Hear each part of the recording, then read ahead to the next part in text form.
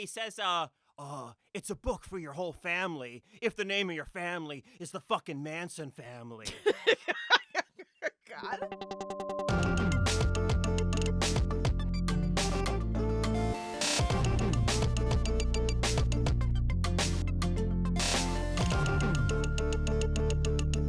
Hello, everyone, and welcome to episode 5 of Cinemaball. I'm here, as always, with my co-host and opponent, Ebony Aster. Well, hey, Ebony.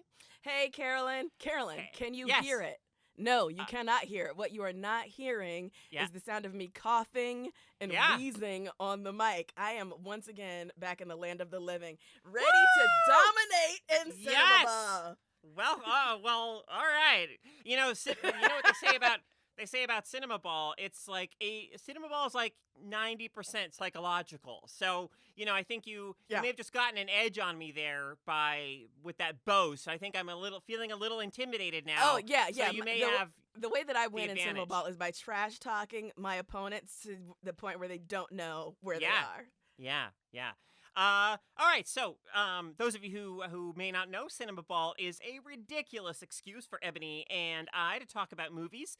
My goal in the game of Cinemaball is to connect one movie to another through actors, directors, and other folks until I hopefully get us to the 1998 Jean-Claude Van Damme film Knockoff. Sorry, I'm never ever going to be okay with that. You deride the film an awful lot, and I don't think you realize that it also stars Rob Schneider, okay? So just sit with that for a bit before you go smack talking this film that neither of us have seen yet, okay? When you finally win, and I'm certain you will win, the one pleasure I will take from this is that you will be in as much pain as I am when we have to sit through that. So last week, Ebony, by the way, is on defense. She's trying to prevent us from getting to that point. Last week, Ebony Hail Married the Cinemaball from the 2015 drama Louder Than Bombs to the 1997 crime film L.A. Confidential, which happens to quite literally be one of my favorite films of all time. So I am very excited about this episode. At the end of this episode, I will announce our next film, but now it's time for us to delve into the seamy underbelly of the LAPD. Ebony, start us off here. Yeah, absolutely. So, okay, L.A. Confidential comes out in 1997. It's directed by a man named Curtis Hanson, who also brought us things like The Hand That Rocks the Cradle, films like 8 Mile, which also stars Kim Basinger. And, Hanson was pretty vocal about the fact that he was very heavily influenced by Hitchcock, which I think is something we'll probably get into when we start talking about L.A. Confidential. But the movie is, as Caro said, about the seamy underbelly of Los Angeles and its law enforcement officers in the 1950s. I believe the film is set in 1953, and I'm getting that based upon a newspaper close-up. But this film is pretty solidly in the noir tradition, which is another thing we'll kind of unpack and define for you.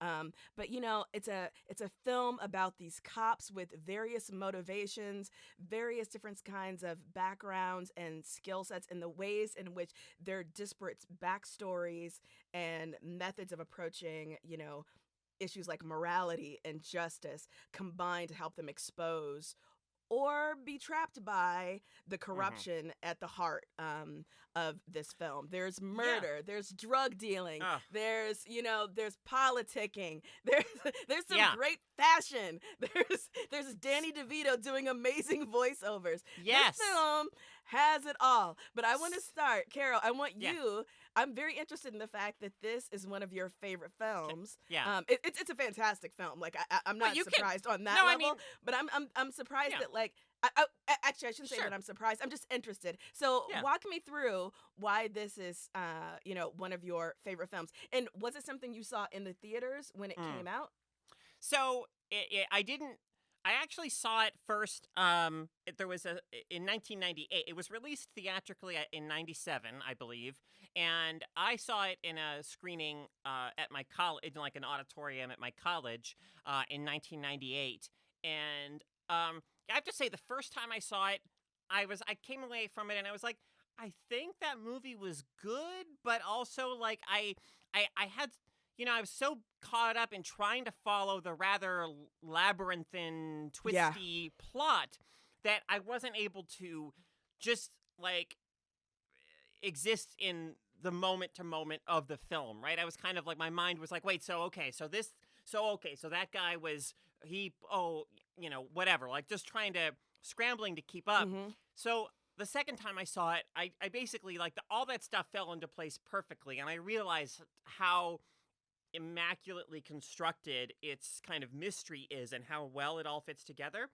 And also, though, I was just blown away by how this film deals with the corruption in the police Mm-hmm. department and how masterfully it weaves in the theme of just the difference between illusion and reality, which Yeah. is just a constant theme throughout this film. Right. And of course, like, I mean, one that is so sort of core to the history of Los Angeles in so many ways. So let me talk about how this film begins, the very Mm-hmm. beginning of the film, because I think it really sets up this dichotomy and asks us as viewers to understand that it's asking us to look beyond what's on the surface. So you have Mm-hmm. it starts off with kind of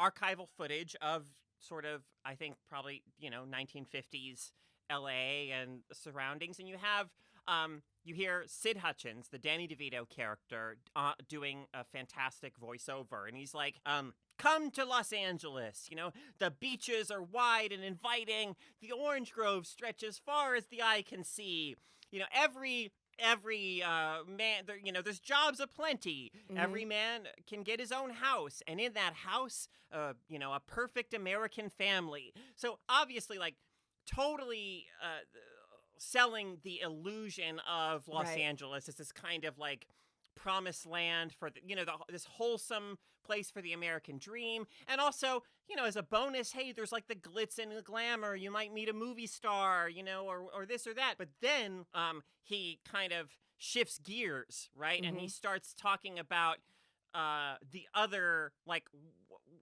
in some ways, like, what's really going on in Los Angeles. But he is a publisher and peddler of this kind of smut magazine, or like gossip, like rag, Right. called Hush Hush. So he even his vision of Los Angeles is somewhat manufactured, but it Mm-hmm. contains a truth that Right. is usually like ironed out, right, kind of, or airbrushed out of like the depictions, the image that Los Angeles is trying to create for itself at the time, right? He's Mm-hmm. talking about like I don't know, hopheads and criminals, Mickey C, the head of organized crime, Mickey Cohen, who is an Yeah. actual historical figure, Right. so which is an important plot setup for this film. Like, it basically starts with Mickey Cohen, who was a head of organized crime in LA, being put away for non-payment of federal income tax. And this essentially creates a kind of vacuum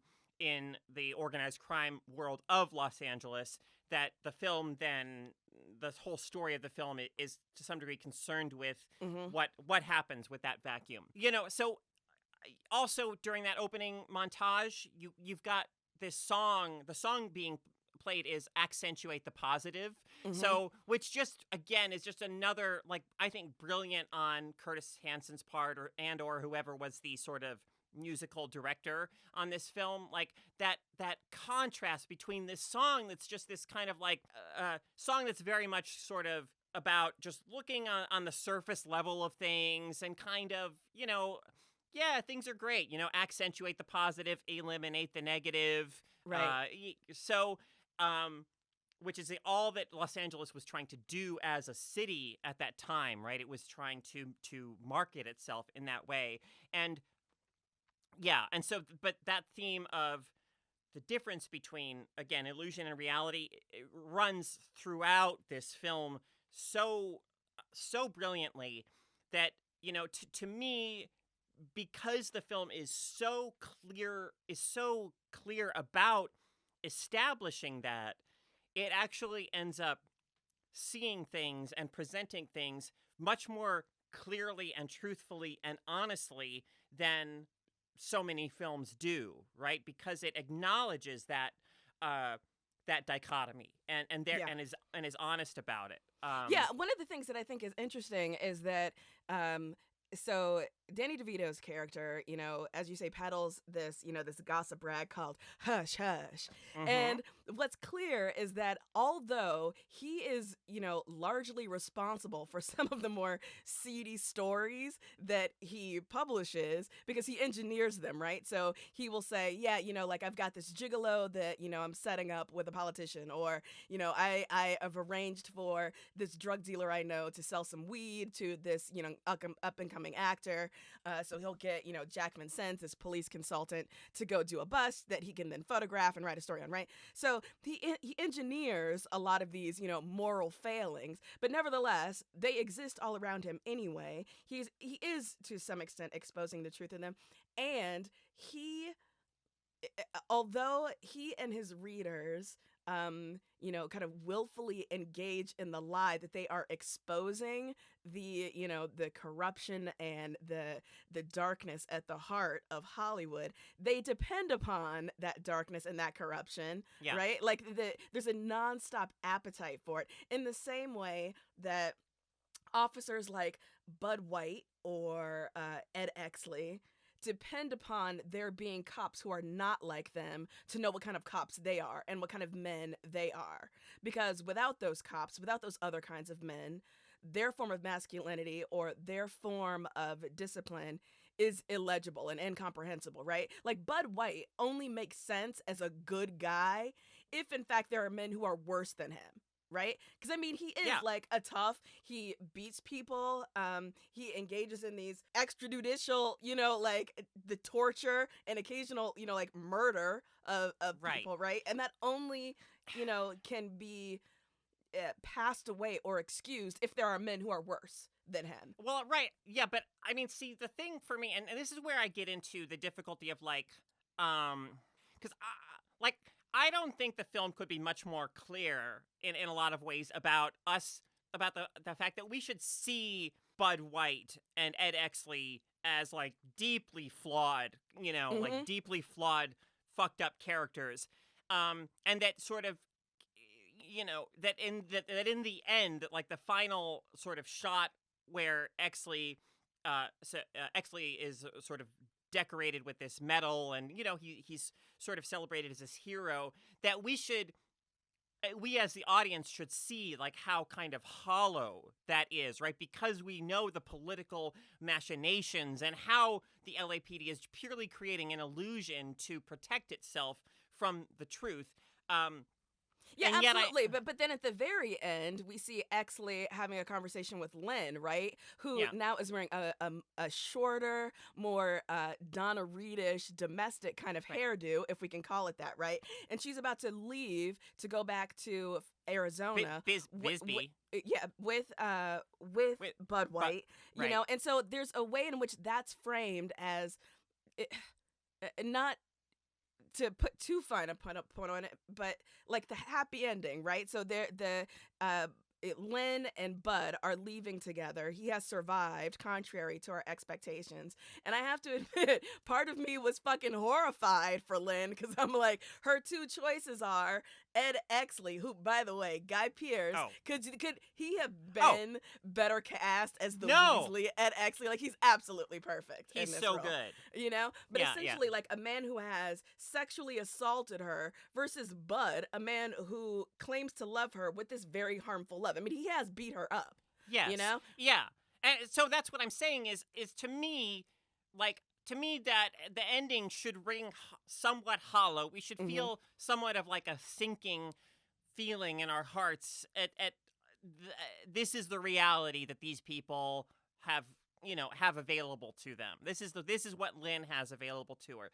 And yet I know that because our media literacy, in this country is not great, that there are plenty of people who can watch this film and come away from it sort of thinking of like Bud White as like a model of masculinity, as opposed to understanding the ways in which the film is really, truly, I think, not giving him a pass and not holding him up as some kind of like, uncomplicated hero figure, in any way. So I struggle with that, right? Like as a critic and as a member of an organization that's concerned with representations in the media, like I think this film is incredibly smart. I think it does the work of containing the critiques that a film like this should have. But I also feel like those critiques are done in such a way which to me makes them really elegant and skillful and pleasurable as a viewer, but also like such that a lot of viewers would miss them. And so for them, a work like this would function would function to perpetuate harmful notions of masculinity rather than like to move us further away from them. So it's all like there's pieces of media that come along from time to time that put me in that place of struggle, like as an individual who like I'm sort of have to sit with both. Oh, I think this thing is brilliant. It's really good. It's it's commenting on this in a really smart way, but also in the larger picture of the culture that we live in right now, it's probably on some level doing some harm. But like, can I fault the media for that when I feel like the media is doing everything, does have the critique like effectively woven into it and such, but just that some people may not pick up on it. And I don't, I don't always have an answer for that. Like that's just a question that I grapple with. Yeah, I want to talk a bit about what genre LA Confidential is part of. So it's part of, this, kind of modern day reworking of the noir tradition, right? So this kind of, films that, expose the kind, as I said, kind of cynical, moral failings, kind of psychosexual obsessions, crime.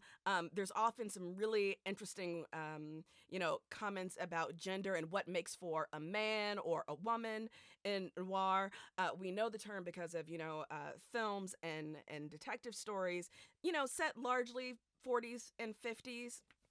And so this kind of modern reworking of noir, I wonder about the ways in which it does kind of contain within it the seeds of this critique, as you say, and ways in which it bypasses that because it no longer exists in the same time period. It's not being produced directly after a world war in which, as a society, we're very concerned with male trauma and how to make men whole again. I think, noir as a genre is very concerned with and doesn't want people to rest easy with the kind of morally bankrupt figures at its heart.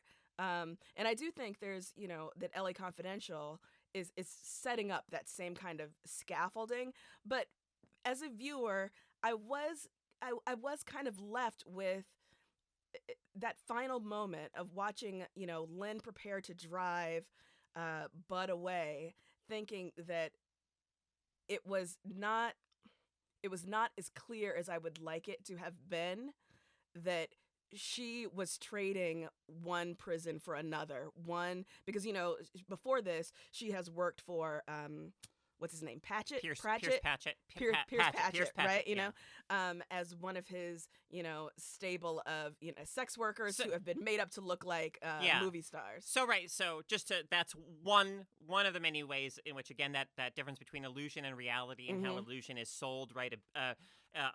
One of the threads in this film concerns, yes, this sort of millionaire who has a sort of shadowy brand called Fleur de Lis with the motto "Whatever you desire," and one of the things they traffic in is sex workers who have literally, most of them had plastic surgery done to make them look like certain movie stars, so that these powerful men can live the fantasy of sleeping with Rita Hayworth or whoever. Which leads to one of, I think, the best, or one of my favorite scenes in the film, where Exley Exley gets so caught up and so twisted and turned around in this maze of like what's real and what's not, that at one point he and Vincennes, in their investigation, they go to the Formosa Cafe, and Johnny Stompanato, who is another one of the actual like historical figures that appears as a character in this film, is sitting at one of the tables with this attractive woman, and oh man, Exley said, they're trying to interrogate Stompanato about what he might know about the crime web, and but Exley just kind of flies off at this woman, and he says like a hooker cut to look like Lana Turner is still a hooker, and then Vincennes standing there with this like smug look on his face is just like, she is Lana Turner, right? And then Lana Turner and Stompanato actually had a relationship with Lana Turner, so that's also historically accurate. She throws water in his face. Exley, realizes his mistake, and when they go back and they sit in the car, like they both just sit there and like laugh about it for a minute, because I mean it is funny. Like it's funny that he has again gotten so caught up in that web that he's now seeing everything as an illusion, even when it's like the genuine article, right? So although I think there's also something funny there, whereby it suggests that like if you can't tell the difference, is there really a difference? Which I think is a very savvy thing. I'm glad you brought up that scene, because it brings up the third cop, who we haven't really spent a lot of time talking about so far, the character of Jack Vincennes, played by Kevin Spacey. Now, when I chose L.A. Confidential, of course, I always think I'm making big moves, right, Carol? And I'm like, oh, I'm going to blow Carol's mind with this movie selection. I had completely forgotten Kevin Spacey was in this movie. And so it was very interesting rewatching this film through the lens of the knowledge of what Kevin Spacey has been accused of lately, right? Because his particular narrative is so interesting, how it's laid out, not like sort of orthogonal to Bud and Exley. There's a line in the movie where and I'm forgetting who says it, but someone says, there are smart men and there are direct men. Yeah. And we know Exley is a smart man and Bud is a direct man. But what sort of man is Jack Vincennes? So his character is a cop. As I mentioned, he is a consultant, a police consultant on a show, a Hollywood show that it's a like Dragnet, a fictional, exactly. It's a Dragnet analog. Dragnet was a series in the 50s that was produced in cooperation with the Los Angeles Police Department. Had this very like wholesome, by the book cop central character, and so that was part of how the LAPD was working to create an image of itself that wasn't real or wasn't true. And so in the film LA Confidential, Badge of Honor is the Dragnet like stand-in. Exactly. And so, Jack is the on-set consultant for this, and he's presented as this guy who's kind of a Hollywood cop, right? Which is not to say he's a bad cop, but, definitely has this superficial, kind of public face in a way that perhaps real police don't have, right? And so he has this relationship with Sid, Danny DeVito's character, whereby, it's a partnership. So, Sid will say, hey, I got $50 for you. Can you go make this bust for me? I'll be there with the spotlights, and it benefits the both of them. The thing that changes Jack's, kind of trajectory in this film, well, there's two things. One, he gets caught up in the Christmas Day riot at the beginning. Bloody Christmas, yeah. Which another actual historical event. Yeah. Whereby these inmates were viciously beaten by LAPD officers. He is temporarily suspended and then has to go to Vice and work at Vice until he can, quote, make a big case. Then the other thing is that in the course of, this partnership with Sid for Hush Hush, he has meant to be there for a bust when the DA who is up for election is going to be in flagrante delicto with this young male actor whose career Vincent has already ruined in another bust, also featured in Hush Hush. He gets to the motel where the DA and this actor are supposed to be, finds the young actor dead, and that's, what sort of provokes him. To track and investigate his particular red line in the grand, tableau that's going to all get woven together. It was very interesting to me, as I said, watching this, knowing who Kevin Spacey is and how he's talked about now, that the particular storyline he has involves people being exploited. Right. Yeah. So it was difficult in a way. It was difficult in a way to watch. And of course, you're thinking like, God, Kevin Spacey, why do you have to be such a fucking predator and an asshole? Why can't I enjoy you anymore the way I used to be able to? But unfortunately. Yeah. And I mean, so again, my love for this film goes back for so many years that, I mean, that it sort of remains for me there's a specific word I'm looking for, and I can't. Unlike tarnished by who and what Kevin Spacey is, because I mean, I think he's outstanding in the role. I really do, and I think that his character is, in my mind, the only one who has a real redemption in this story. I mean, I want to talk about part of what makes this film so fascinating to me too is Exley's arc through this film, right? So Ed Exley, played by Guy Pearce, like his breakout Hollywood role. He early on, he's a very, very principled. I mean, he's very scheming and political. He wants to get ahead. He wants to do whatever he can to get ahead, but he's also in his own mind, he is like one of the few principled good cops, right? So Spacey, Vincennes, comes in with a $10 sort of hush payoff from Hush Hush magazine and slides it to Exley. This is just the way things are in the LAPD. This is just the way things are done, right? But Exley says no, and by saying no, he is announcing himself as a problem, right? He's saying I'm not going to go along. I know this is standard procedure. I know this is the way y'all do it, but I'm not going to go along with it. I'm going and so you have Dudley Smith, played by the fantastic James Cromwell, who is this the captain who's been around for a long time, and he just knows the reality of how things are, right? And so he has this conversation with Exley where he's saying all these things like, would you be willing to plant evidence on a criminal you knew to be guilty to make sure that some lawyer wouldn't be able to get them off? Exley says no. Would you be willing? And this is the key one in terms of where the film goes. Would you be willing to shoot a hardened criminal in the back? And Exley says no. Exley, because he's so willing to rat, I guess, on his fellow officers who participate in the Bloody Christmas event, he gets promoted, but he's also hated within the department, right?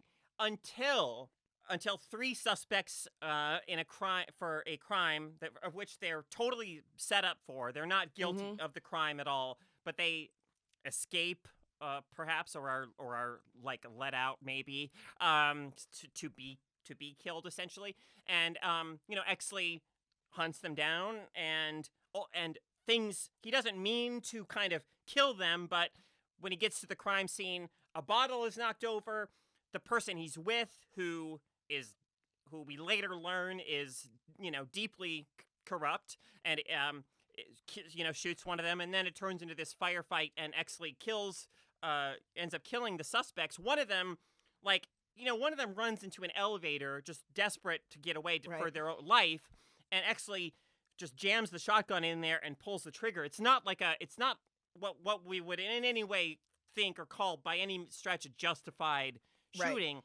but that is what that act of like violence and of killing these people is what starts earning Exley some respect again in the station. He comes back, and people who previously were sort of despised him. One of these old timers is like, "Hey, Shotgun Ed, you did good, kid." Like he's sort of demonstrating that like he can and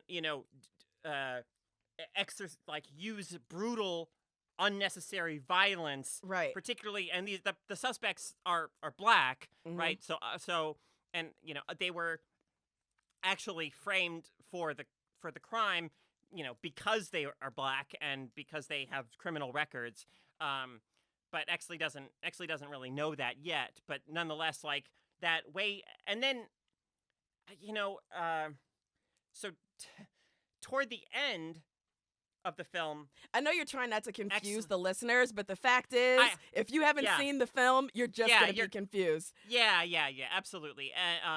But and then in the end, like I think Exley, so Exley does shoot a hardened criminal in the back, right? It's Dudley Smith. There's a huge, plot twist. Spoiler alert! Reveal. It's Dudley Smith who. I mean, the line Dudley Smith says right before Exley kills him, right? They're at this motel. There's been, this massive shooting. It was actually Smith's henchmen trying to kill Exley and White. And so as these cruisers are, like, cresting the hill, what Dudley Smith says is, like, hold up your badge so they'll know you're a policeman. And what a perfect line to just Right. drive home for Exley how hollow, the whole, all of it is like it's all such a sham, right? This thing that he believed in, that he thought could have some kind of could operate according to some kind of ideal. It's all such a sham.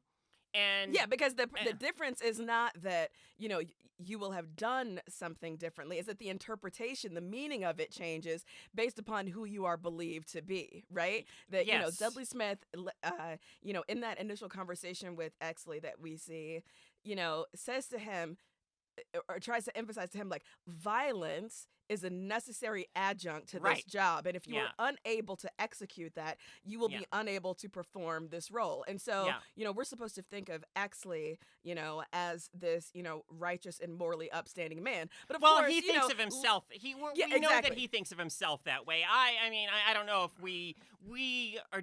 I mean, I've always had very complicated feelings about. I think about just Exley. Based upon that particular scene, until Yes. we then see him Yes, in the yes. scene with the DA, Right. and with the hires up, selling Yes. out the other cops, right? So Yeah. the problem is not that he has, a moral compass that he Yeah. refuses to not be led by. It's that it's attuned to different things, and that unfortunately part Yeah. of what it's attuned to is his own advancement, and Yeah. that continues throughout the film, even though he has to reckon with the fact that his understanding of who he is and what he's doing is changing, and maybe there's more shady shit than even he can manipulate. Right. By the very end, he is still agreeing to go along Yeah. with the line that will allow the LAPD to continue doing what it's doing. There's going to be no appreciable change. Right. And that is part of what I love about this film is that in the end,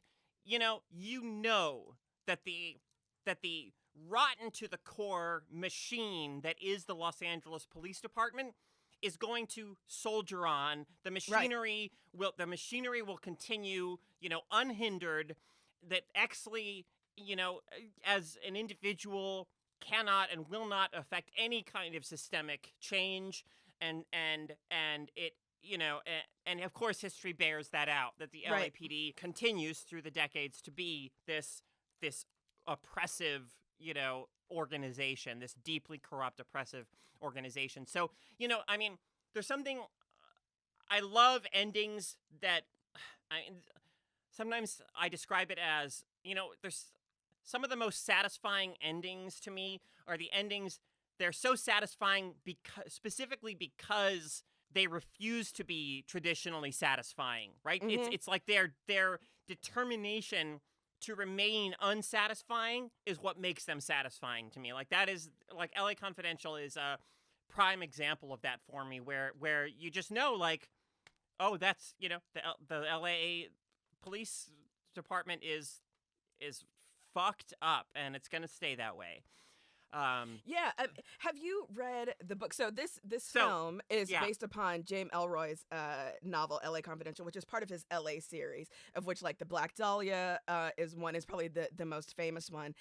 They are all roughly set in the same, couple of decades, the 40s and the 50s, and they're all roughly concerned with the same sort of thing, like the darkness at the heart of man, but also LA and the making of a city and the making of an image and what it takes to maintain that image. So I have not read any of the series, including LA Confidential, and I would love to, because when I read a plot summary in preparation for this episode, oh my God, it's bananas, right? And I learned that at the end, so again, but whatever, if you're listening to this thing, the shit's been spoiled for you, whatever. So apparently at the end of the book, Captain Dudley Smith is not killed, right? Right, no, absolutely not. Yes. Which is something that happens in the movie, and as you say, it is in no way meant to suggest that like the evil has been defeated, or even that the bleeding has been stanched, in the LAPD. But it does, cap the end of this particular narrative. So the fact that does not happen in the book, that Dudley Smith survives, and that Ed Exley in subsequent books, has to still reckon with trying to bring Dudley Smith to justice. So at the end of LA Confidential, although the captain has been shot, it's decided that the truth would be too explosive, right? So they craft this fiction around it such that he died as a hero. So in the book, the fact that Dudley Smith is still alive, even further complicates that. It's an interesting choice that the filmmakers decided to make, right?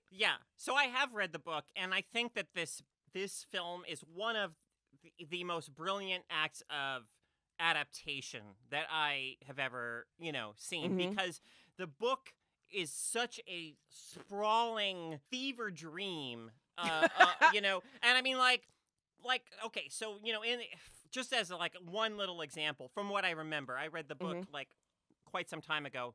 In the film, Exley's father was a cop who was killed in the line of duty, right?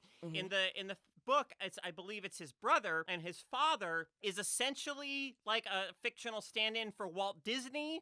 He's got like there's a fucking what? There's a fucking theme park and everything, and I'm pretty sure that his father somehow ends up in a relationship with Inez Soto, the rape victim that Exley and quote unquote rescues. I mean, it is wild. Like it is so vast and complicated and intricate, and yet but in my mind, I mean, I recommend reading it. Like James Ellroy has such a way with words. I mean, it is like, Raymond Chandler to the nth degree. Like, I mean, Raymond Chandler's got nothing on this guy. The seaminess of it, the color. I mean, it's just so poetically brutal, if that makes sense. Like, it's just and I mean, just so fascinating to read. And so there's actually on the DVD that I bought many years ago of this film, there's like a special feature, and you have James Ellroy on the special feature talking about how, what it was like when I think like Curtis Hanson and the Brian Helgeland and, folks came to him and said, we want to make LA Confidential a movie.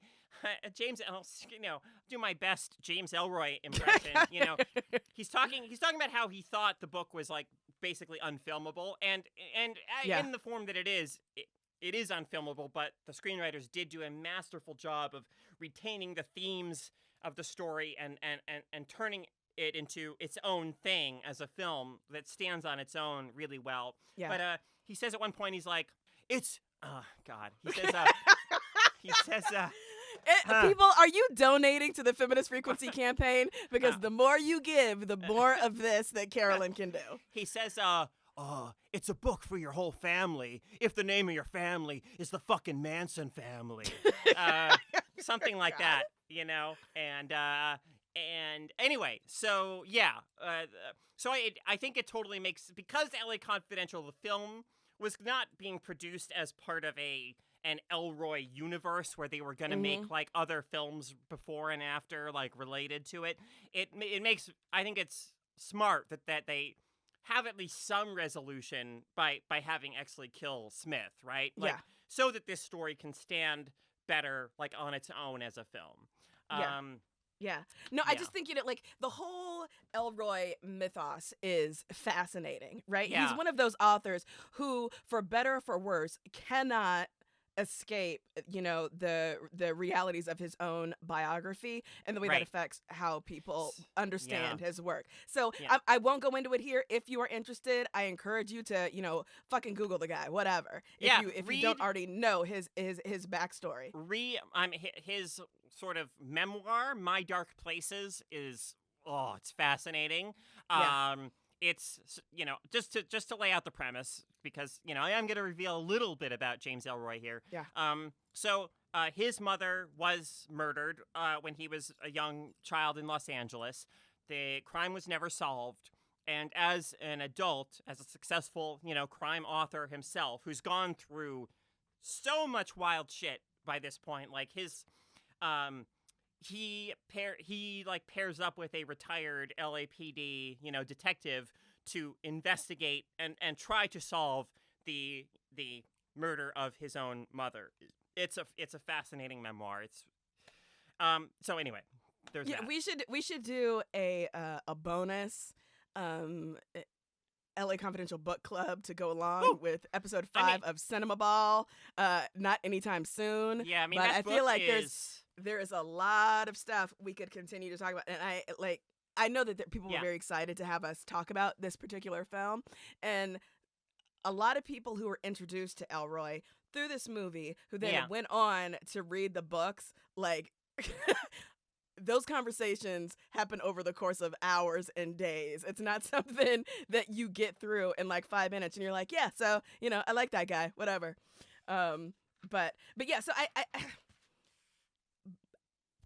I love this movie, and the experience of watching it, because I'm such a traditional noir fan. Excuse me. Like, it was satisfying on so many levels because of the ways that it plays with a lot of the archetypes that noir made famous. So as I said, like, the kind of morally bankrupt, leading man, who's got, some, unspoken, traumatic incident in his past, maybe the loss of a loved one, or maybe his war experience or whatever. And you have like the femme fatale character who's so seductive and who is in danger of seducing the main character away, or getting him involved in a criminal enterprise that he won't be able to extricate himself from. You have the kind of virtuous woman, that ultimately is a legitimate, kind of romantic, object of desire for the main character. You have like the kind of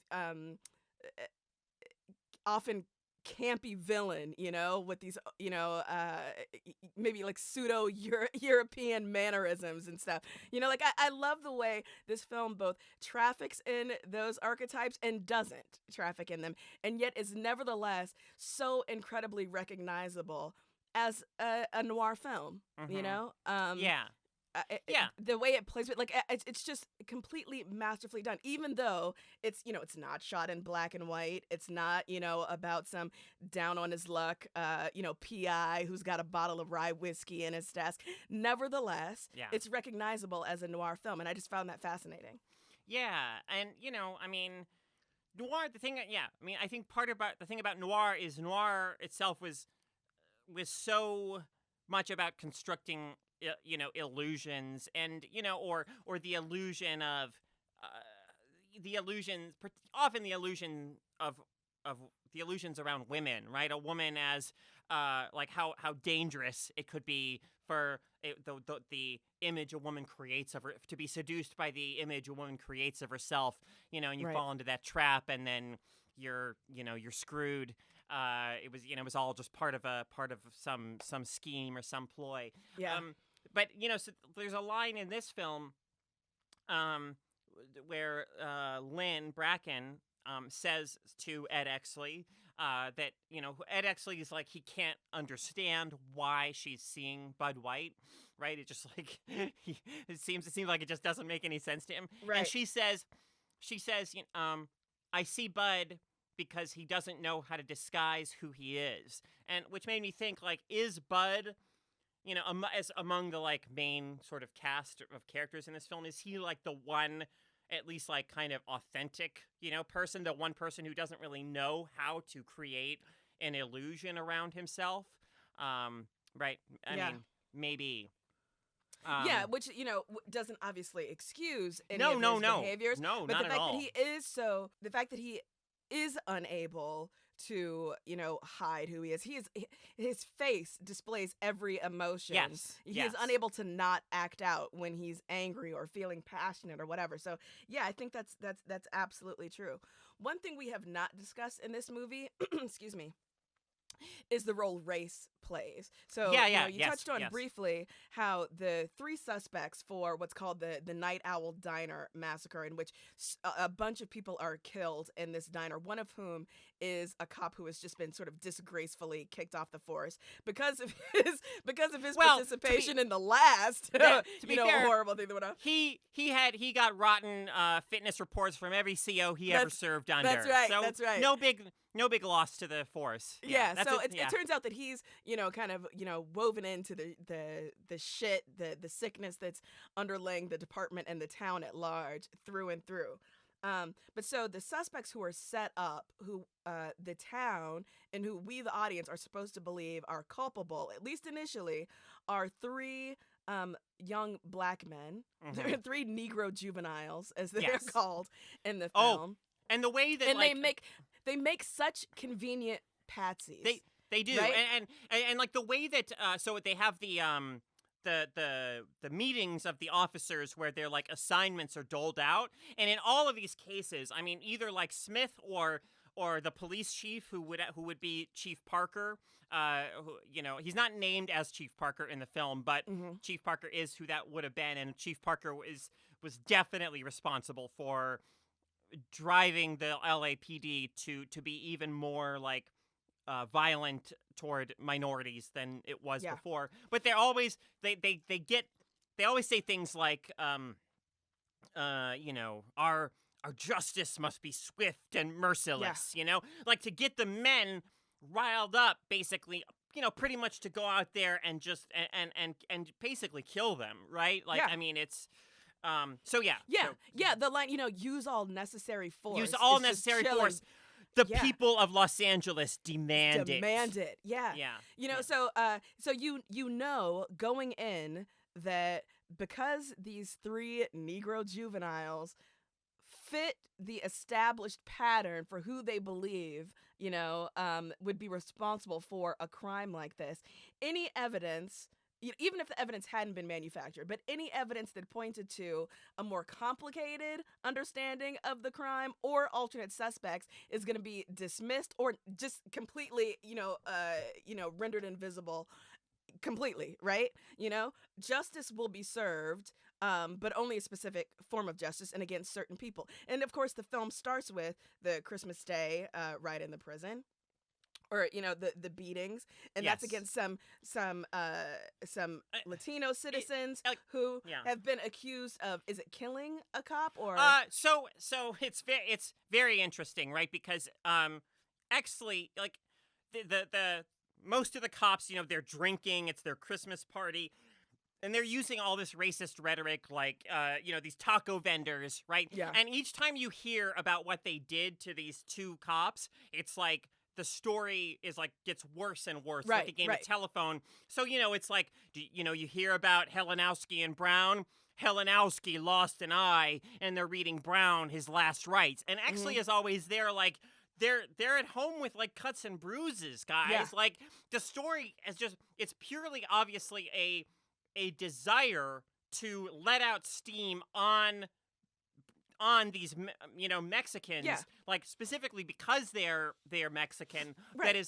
that is fueling this narrative within the department that then kind of boils over when they go down and just start physically attacking them. Yeah, so the excuse that like we are going to enact violent retribution for a crime that may or may not have occurred Right. on these bodies, and we will find the rationale for it after the fact. But it's going to happen anyway. What we are about to do to these men is reason enough. The fact that we want to do it is reason enough for us to do it. And there's, very interesting because then later the 3 Negro juveniles who have been accused of the Night Owl diner killing, it is revealed that they actually were responsible for the rape, the kidnap and rape of a young Latino girl who has been, left tied up on a bed and who's just been brutalized. And, the way she kind of lays out the racial hierarchy there, is just horrifying when she says, like, who's going to care about 3 colored boys who raped a Mexican girl in Boyle Heights? Like, or what white people are going to care about, exactly. These black and she's guys? not, I mean, she's not wrong. I mean, what she did was wrong. I mean, she lies and they end up dead. And yet her sentiment of, like, who would have cared about what happened to me is perfectly understandable. Also worth pointing out that, so Bud has a particular rage for men who abuse women. Like, our introduction to him is like stopping at a house to beat up a man who's beating up his wife. Although as is so often the case, these kinds of pain and trauma perpetuate themselves in the people who suffer them, and Bud White himself ends up hitting Lynn later. But in this case, he goes into the house, sees this one guy, black guy there, who's I guess sort of on duty, like in the house or whatever, and just kills him, just outright, just shoots him in the chest, and then totally plants a gun on him to make it look like it was self-defense, right? And so it's a horrible, like, unexcusable, vile thing for Bud White to do, and yet he and Exley get into a fight about it, and Bud White says, well, Exley says, you expect that to, what do you think that'll look like in your report? And Bud White says, well, it'll look like justice. That's what the man got. Yeah. So these, I think the movie wants us to confront our culpability and feeling satisfied by that, right? Yeah, absolutely. Because I there's think definitely so. a part of yourself that's like, like that guy got what was coming to him. And although you may be horrified by that recognition, it is forcing you to acknowledge that you had that moment, of feeling like, yes, justice was served. Yeah. God, I mean, there's so many layers to this film in my mind. I mean, I could talk about it for a long time. But maybe we should move on now to our Fab or Furious 5. So if you're ready for that, Ebony, go ahead and run us down your list. Yeah, absolutely. Okay, so my Fab 5, they're not deep, but these are things that just delighted me, and I make no apologies. Danny DeVito's voiceover that opens the film, and the way the film is framed as this kind of, lurid centerfold, this expose, that could almost be like Vanity Fair or something. I just found that so effective. I absolutely loved it. Again, Guy Pearce as the earthworm Jim, Ed Exley, was just absolutely so perfectly cast in this film. He is absolutely perfect. I loved watching him, even though I found him absolutely just despicable and craven as a character throughout. There's one moment in particular that I want to highlight. Is like there's a moment where Dudley Smith says something that tips Exley off that Smith is like the bad guy, and the way like Exley or Guy Pearce simultaneously masks any reaction like to Smith, and yet Yes. we can see that like minuscule reaction of Yeah. oh, I get it now. It's like it's so good. It's so good. Like There's that, not there's not a Yeah. performance in this film that I felt could have been No. better. You know, it is Yeah. tonally perfect. Mhm. Every single note And just yeah, mwah. and what great casting. You know, it was David Strathern that you linked Yep. from Louder Than Bombs to this film. He's an actor who I just always love seeing in things, you know. Yeah. And I mean, it's a supporting role here, but I still just enjoyed him as this kind of confident, suave, millionaire Yeah. figure with who he also worked with director Curtis Hanson on what I thought was a pretty effective thriller, The River Wild, with like Oh, yeah.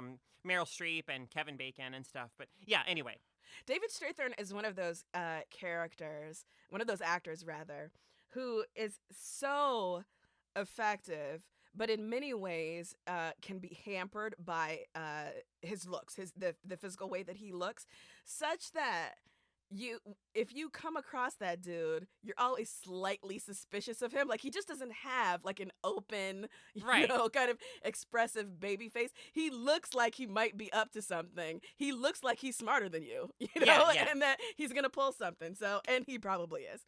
Okay, so I had Danny DeVito's voiceover, I had Guy Pearce's casting, and really the larger casting. The word shitbird, 50s slang, cracks me up every time I hear it. So that was just a delight hearing people use the term shitbird. Kim Basinger, number 4, so Mhm. good in this Mhm. movie. And her hair, the way God. that she is dressed, she is just the light And- that seems to come from within her. Yes. I couldn't believe how beautiful she was. in this Me movie. neither. And yet I love that. Like, to me, so in that final scene when she's no longer pretending to, or trying to look like Veronica Lake, and she has shorter hair and Yeah. just her makeup is different and everything. Like, I mean, I love that. To me, she's like that. That is the most beautiful that she is in the film. Is that scene where she's no longer pretending to be this other person. To me, and I love that. I love that. Oh, hey, look at how beautiful Lynn is when she's not sort of trapped in this role of having to manufacture an appearance to look like someone else, right? Yeah, and it's very interesting that her costuming in that scene is much different, right? Like, she's not wearing those long gowns, those silken gowns with, like, full sleeves, with her shoulders covered. Like, she's wearing a very airy sundress, and she's outside for the Right. first time as well. yeah. right? So it's natural light, right? Yeah. So that, and then just going back to a scene that you mentioned before, the Lana Turner scene with Johnny Stompanato in Mhm. Formosa. What- All of Yeah. all of the real touches, like Yeah. real LA that I would recognize, or names that I recognized, were just so expertly woven in to the fiction here. Just Yeah. absolutely loved it. What And were what a- your 5, Caro? Well, I'll get to that in a second, but Mhm. also, what a great name, for like some kind of mob enforcer or whatever, Johnny Stompanato. Exactly, like, right? it just doesn't get any better than that. Okay, so the use of music throughout the film is Mm. always, I think, so good at highlighting the contrast between the again, that sort of image of LA and the reality of it. There's one of the montages is this classic, sweet song that it works perfectly. Like it's bye bye baby, time to hit the road to dreamland, and it's just edited in so skillfully because there's it's sort of juxtaposed with this place where Dudley Smith and his goons are beating the crap out of organized crime elements from other cities who come into LA, right? Like, he's trying to scare them off because he himself is trying to consolidate organized crime power in LA. And he says to one of them, like, I don't know, like, we want you to go home. Like, that's the, and then the song as it's ending says, like, time to hit the road. And it's, it's just like a really smart bit of, like, editing. I have to say, Kevin Spacey's portrayal of Vincennes' crisis of conscience in this film, like, there's a few moments that they just kill me every time. There's a scene where Exley tells a story of why he became a cop, and when he asks Vincennes, like, why did you become a cop? This response that seems to come from deep in Vincennes' soul somewhere is, I don't remember. Like he's lost. He's lost his way. Yeah, and this is a man who's got a pat answer for everything, a smooth, witty, urbane retort for anything. So for him to be left without a response in that moment. And then another part of that arc is him, Vincennes, in the frolic room, just like looking at himself in the mirror. Like, he has his drink at the bar and he's just like looking at himself in the mirror, and he has this like $50 payoff money from Hush Hush, $50 there, and he just just by looking at himself in the mirror, he manages to communicate so much of what Vincennes is like struggling with in that moment. So I mean, again, the film was made in 97. It's just hard for me to imagine anyone but Spacey in that role, I have to say. Number 3 for me, this is like basically the whole movie. It's not like one individual element of the film, but it's something that I admire so much, how skillfully it's handled. Again, that theme of illusion versus reality. As I said earlier, I feel like in acknowledging that, this movie sees things more clearly than most films. And so for me, when I think about, like, to me, if and when I think about the best American films of the 90s, there's always 2 films that come to mind for me. This film and Malcolm X by Spike Lee. And I always feel like if you watch them as like a double feature, what a insightful portrait of America, these 2 films together can provide, right? Like, this oppressive, like the systemically oppressive institution, and how it uses propaganda and all of these things to perpetuate itself. And then, of course, like, people who, I mean, suffer as a result of white supremacy and oppressive institutions like this. Again, so number 4, just the depiction of the LAPD as a deeply corrupt institution. I'm like, yes. Yep. That just what a brilliant line that is, again, of hold up your badge so they'll know you're a policeman. Oh, so, yeah. right before he gets shot in the back. Yeah. Hey. That's and what the happens public, to bad guys, right? And the public will never know. He gets the hero's death, the heroes in the media, right? Because you need more than one hero if you're gonna protect your image. And I mean, just like, man. Okay, so all right, so now it's time for us to render our verdicts on this film. Using Ebony's Brothers' patented 100-star scale. Yes. On each episode, we'll rate the films we watch and keep a list of all of our ratings in the document you can find linked in the podcast description. Ebony, where do you rank LA Confidential? I am giving it a unalloyed, completely confident 92 out of 100. I'm only taking 8 stars away. Because of the occasional like violence we see against women's bodies, which I'm always like, I hate the way stories get written across brutalized women's bodies. So even though I knew what I was getting into going into it, nevertheless, I'm taking away 8 tiny stars. Perfectly reasonable. I am giving this film a 98. It's a rating that few films I think will ever, like that'll be always in the upper echelon of my ratings in this podcast. All right, Caro. We have God. watched. Yes. We have reflected.